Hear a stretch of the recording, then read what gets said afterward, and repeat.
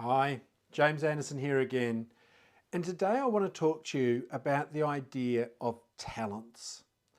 Now, there's no doubt that if you look out in the world, particularly in the adult world, there are people out there with enormous talents and abilities, people who are capable of doing things that are extraordinary. And it's easy to look at that world and to see the poets and the mathematicians and the artists and all the others and ask ourselves, which of those talents, which of those abilities, what type of person is my child? But when we do that, we're actually creating a really fixed message. And to counteract that idea, I want to fill in some details for you that perhaps we don't put enough emphasis on in our conversations with our children.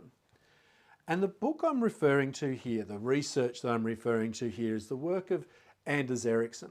And this is an excellent book if you want a resource to go away and have a look at. Anders Ericsson was the world's expertise expert. And one of the pieces of research that he did that I think is so important for us as parents to understand is that he went and looked at some of those talented people in all different walks of life.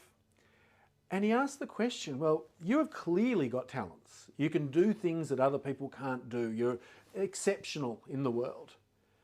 And he asked the question, should we have known who you were?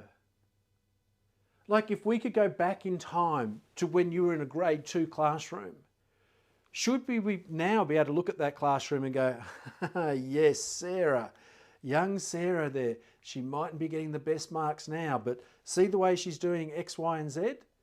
That means that she's destined to be that in the future.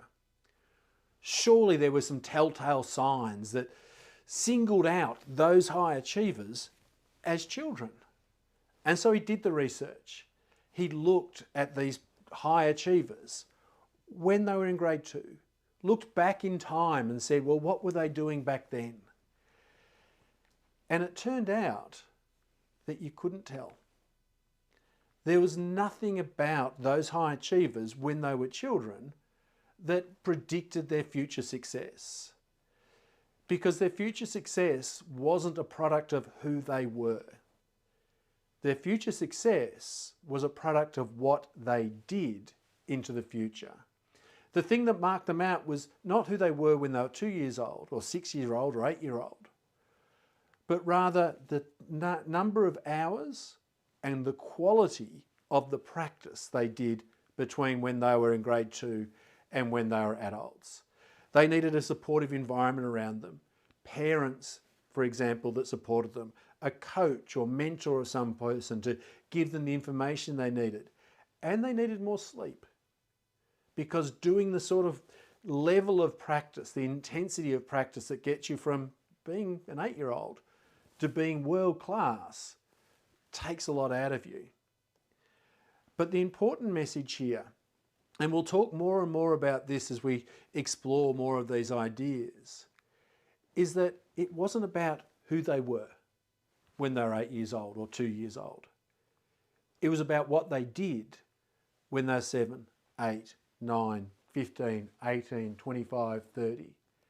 It's how they spent their lives, not who they were, that showed up what they would be in the future.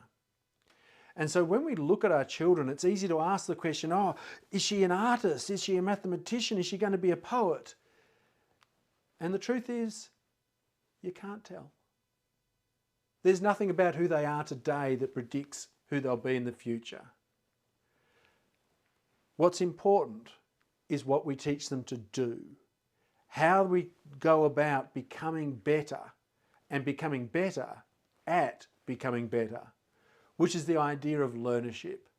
Once we realise that we're people who can create our abilities through how we invest and spend our time as we become adults, the lesson we're now teaching our children is that you have the power to create your backstory, to develop the talents and the abilities that you want or need in life.